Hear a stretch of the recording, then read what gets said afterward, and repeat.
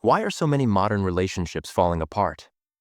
We live in an age where technology connects us more than ever before, yet people feel lonelier, more disconnected, and more disillusioned with love than any generation before.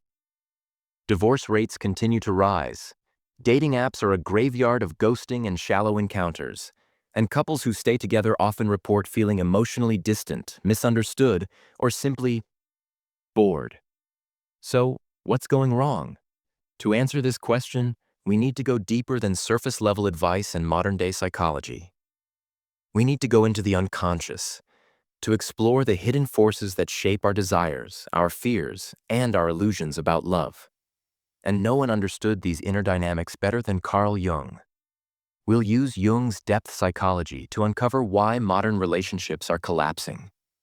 From the struggle between ego and soul, to the toxic power of projection, to the rise of emotional infantilization, and the forgotten role of the sacred in love. This isn't just about dating. It's about why we're losing the ability to truly connect, and what we must rediscover before it's too late. Carl Jung didn't see love as something simple, fleeting, or transactional. He believed true love was part of the individuation process, the deep psychological journey of becoming a whole person. In this sense, love isn't just about finding someone who completes you. It's about encountering another soul who mirrors your unconscious, who challenges you, and who pushes you toward transformation. But modern love isn't about that. Today, romance has been flattened into a series of filters and checklists. We swipe, scroll, and sort through people like products, reducing something as mysterious and sacred as connection to algorithms and attraction metrics. Compatibility is measured by common interests, income brackets, or how low maintenance someone is. Love becomes another form of self-optimization. Why? Because the ego has taken over. The ego doesn't want transformation. It wants comfort. It wants validation. It wants to be right, to be praised, to be in control. And when the ego dominates a relationship, love becomes a battlefield, not a bond. Jung wrote, "Where love rules, there is no will to power, and where power predominates, love is lacking." In today's world, the will to power, to control, to possess, to win, has replaced the will to connect. And this isn't just a personal failure, it's cultural. We now live in a society that worships the self, the curated self, the empowered self, the independent self. But love, real love, requires something radically different. The death of ego, the willingness to surrender, to be seen, to change. And that is terrifying to a generation raised on individualism. Carl Jung believed that when we fall in love, we're often not falling in love with the actual person in front of us, but with a part of ourselves that we've unconsciously projected onto them. He called this the anima and animus, inner archetypes of the opposite sex that live deep within our psyche. For a man, the anima represents his inner feminine. For a woman, the animus is her inner masculine. These archetypes shape what we're drawn to, what we romanticize, and what we believe love should feel like. So when we meet someone who feels right, it's often not because we truly know them. It's because they reflect our inner fantasy. In the beginning, this projection can feel like magic. Everything about them seems perfect. We call it chemistry, destiny, love at first sight. But eventually, the illusion fades. The real person starts to emerge. Flawed, complicated, human. And when that fantasy dissolves, most people don't know what to do. They feel betrayed, disappointed. Not because the other person changed, but because the mask we gave them fell off. Jung warned us, if we don't become conscious of our projections, we are destined to be controlled by them. And nowhere is this more obvious than in modern dating. Apps and social media have turned love into a dopamine-fueled theater of projections. We swipe based on images, aesthetics, and carefully crafted profiles, not on truth. We project meaning onto pictures. We invent stories from bios. We fall for avatars. And because projection is fast, seductive, and easy, real intimacy becomes rare. Because real intimacy requires presence, vulnerability, a willingness to show up as you are, not as who you hope to be perceived as. The tragic irony? We crave deep connection more than ever. Yet we've built a culture that makes it almost impossible. One of Carl Jung's most crucial insights was that many adults never truly grow up. Sure, they age physically. They take jobs, pay bills, even enter relationships. But psychologically, they remain children. Undeveloped, dependent, emotionally fragile. They never complete the process of individuation. The integration of the unconscious, the development of a strong inner self, and the acceptance of personal responsibility. As a result, many people don't seek partners to love. They seek partners to parent them. They want to be saved, fixed, taken care of. They want someone who will make the decisions, soothe their fears, and take away the burden of emotional labor. And the tragedy is that this dependency often disguises itself as love. But as Jung warned, dependency is not love. It is fear.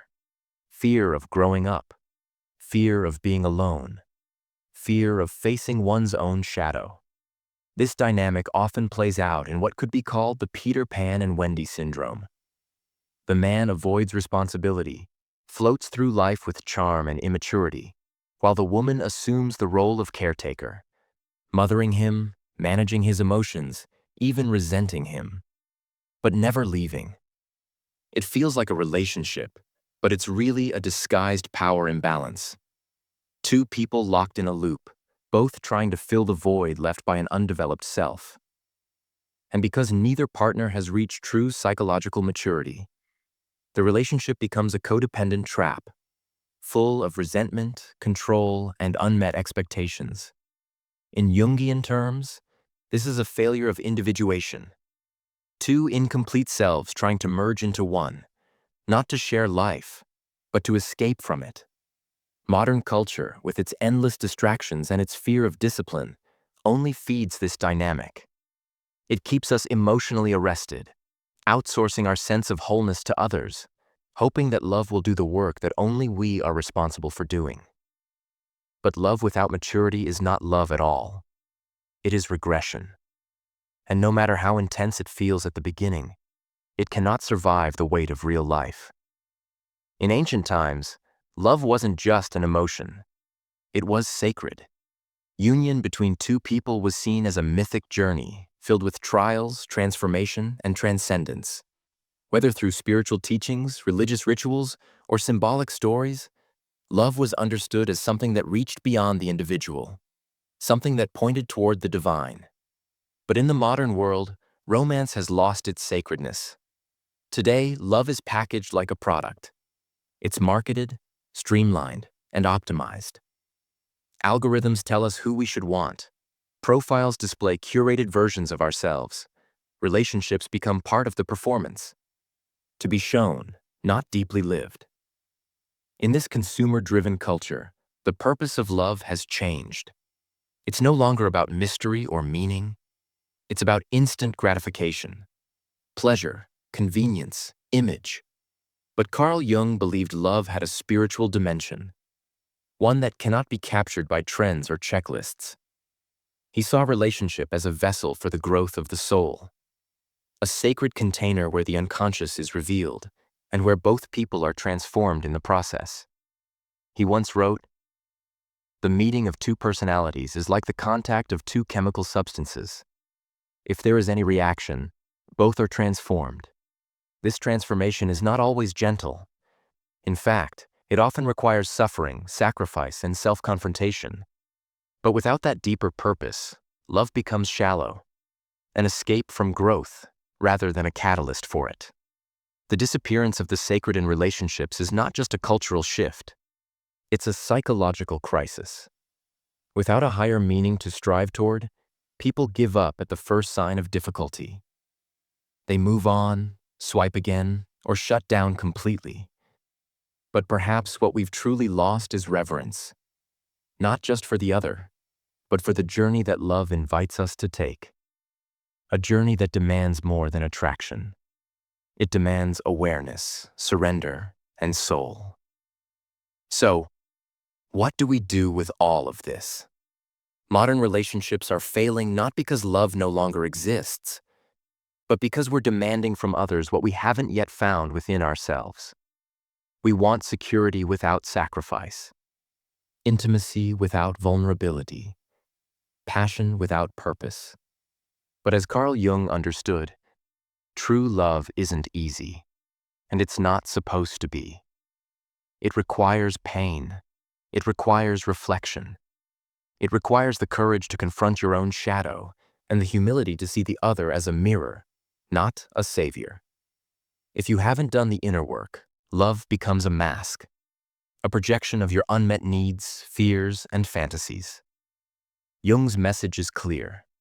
Love begins with the journey within, not outside, not in apps, not in fairy tales, not in the ideal partner, in the depths of your own psyche, in the confrontation with yourself.